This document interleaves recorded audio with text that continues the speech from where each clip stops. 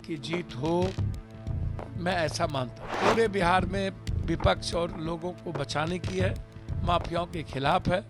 देखिए, कुडनी उपचुनाव में बीजेपी ने अपने प्रत्याशियों के नाम की घोषणा कर दी है, जेडीयू ने भी अपने प्रत्याशियों के नाम की घोषणा कर दी है और मुकेश सहनी ने भी कह दिया है कि वो बीजेपी को हराने के लिए कुडनी उपचुनाव में उतर चुके हैं। अब ऐसे में हमारे साथ पप्पू यादव है, हम पप्पू यादव से जानेंगे कि कुडनी उपचुनाव में इनकी क्या रणनीति होगी। अभी मेरी जिम्मेदारी है नवादा, मेरी जिम्मेदारी है सिवान में आत्महत्या, मेरी जिम्मेदारी है बेटियों की सुरक्षा, मेरी जिम्मेदारी है छात्रों के हित, बिहार को बचाना, मेरी जिम्मेदारी है इस देश के संविधान की रक्षा के साथ भारत जोड़ो यात्रा में रहना, मेरी जिम्मेदारी है जो बीजेपी ने महंगाई को, नफरत को आधार बनाया, महंगाई दी, जिसने किसानों को ठगा, जिसने आत्महत्या पर मजबूर किया, नाइजीरिया से ज़्यादा भी भारत हो गए, डॉलर 83 क्रॉस कर गया, आत्महत्या पे हम दुनिया के नंबर 1 हो गए, बांग्लादेश, श्रीलंका और पाकिस्तान को भी टप गए,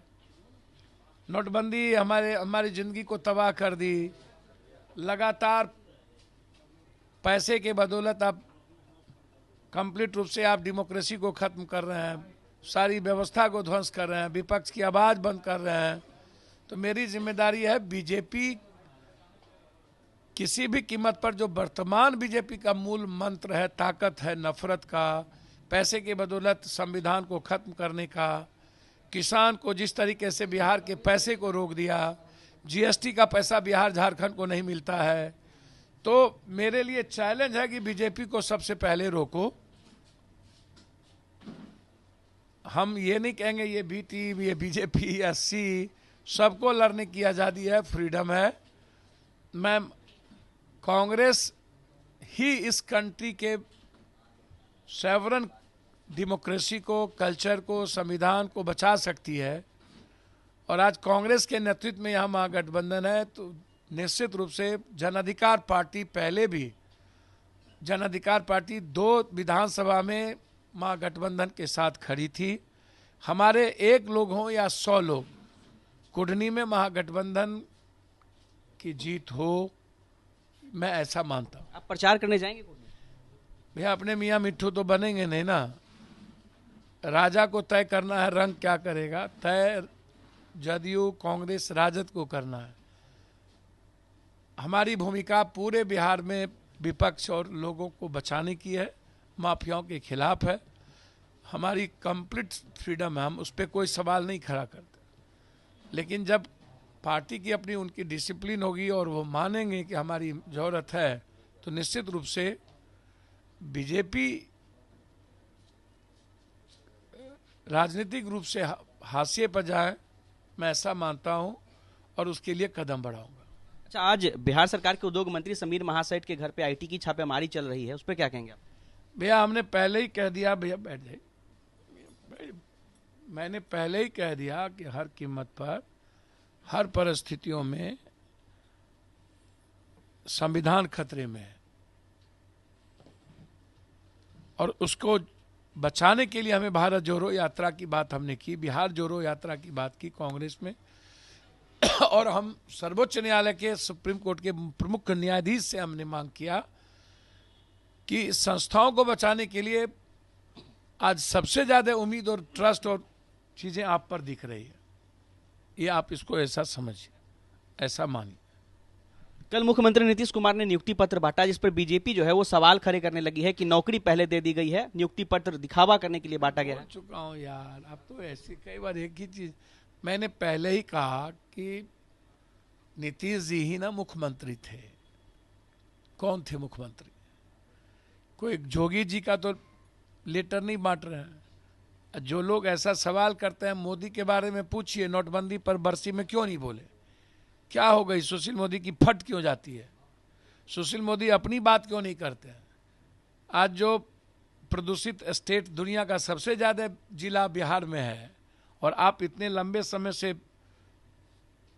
नगर निगम आपके पास, स्वास्थ्य आपके पास, आपने क्या किया उस पर बहस करिए।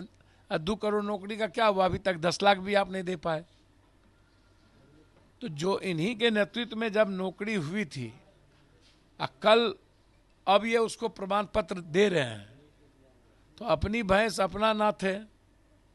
हमारी बिल्ली अब देखिए, सुबह बाजा तब बाजा चलनी इन लोग की आदत है।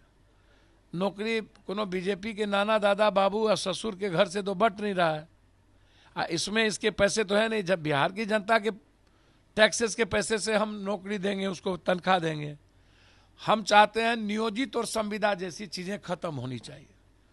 जो हमारी सरकार की मंशा भी थी, ये बेरोजगारों के लिए बहुत जहर है, गलत है, मैं ऐसा मानता हूँ और सही नहीं है। हमारी सरकार को दिहाड़ी मजदूरों से जहाँ पर कम पैसे तनख्वाह देने की बारी आए, वो नौकरी नहीं है और ऐसी नौकरी को तवज्जो नहीं मिलनी चाहिए, मैं ऐसा मानता हूँ। लेकिन यह नौकरी नीतीश जी ने ही दिया था और मैं इसको स्वीकार भी करता हूं कि नीतीश जी नरेंद्र मोदी जी के, अब मार्केटिंग बिना काम किए नरेंद्र मोदी जी मार्केटिंग करते हैं, झूठ बोलते रहते हैं, हर जगह का बेटा ही बन जाते हैं, झूठ को सच बनाने में लगे रहते हैं। नीतीश जी 30% 40% काम किए, उसको मार्केटिंग यदि जनता के बीच ला रहे हैं तो उसमें सुशील मोदी जी को पेट में दर्द क्यों? कान ऐसे पकड़ो, कान ऐसे पकड़ो। कोई नौकरी किसी और ने दिया तब नीतीश जी यदि उसका श्रेय लेते तो समझ में आता। तो नीतीश जी ही थे ना, ठीक है महागठबंधन नहीं था, लेकिन नीतीश जी मुख्यमंत्री थे, तो उसमें बीजेपी कहां आती है? बीजेपी आती तो नरेंद्र मोदी नौकरी देते ना, रोजगार देते ना, नोटबंदी पर बोलते ना, किसान पर बोलते ना, जीएसटी पर बोलते ना, काला धन पे बोलते ना। हमेशा हिंदू मियाँ नफरत लब जहाद रहता है इनके मुंह में। हिमाचल तो गई, गुजरात के लोग कह रहे हैं कि किसी कीमत पर बपोती है क्या इसका? एक नॉमिनेशन में 2-2 लाख की भीड़ है। तो अभी लड़ाई है बहुत, आप उसकी चिंता ना करिए। नौकरी चूंकि पैसे इकोनॉमिक की स्थिति नहीं है, तो नौकरी बहुत, आप जो जिस रूप में रोजगार पर हमको फोकस करना पड़ेगा, रोजगार हम पैदा कहाँ से करें, ये मेरे लिए, हम सब के लिए इम्पोर्टेंट है। और मैं उम्मीद करता हूँ कि जो बेटियों के साथ हुआ वो किसी के साथ ना हो। ग्रेजुएट चाय वाली, वो रोजगार का ही एक हिस्सा था और लगातार नगर निगम और पुलिस उसको तंग की और उन्होंने कहा बेटियों को यहाँ जीने का राइट नहीं और हम आंगन में ही जा रहे हैं। ये ठीक नहीं है। बच्चियों की भरने की मानसिकता को हमें तवज्जो देनी चाहिए। नौकरी से ज़्यादा रोजगार फोकस हो, उस पर काम करना चाहिए। तो भाई हमारे साथ जाप सुप्रीमो पप्पू यादव थे। कई मुद्दों पे इनसे बातचीत हुई, इन्होंने मुखर होकर जवाब दिया। हमारे साथ बने रहे। फिलहाल के लिए इतना ही। बिहार तक, पटना।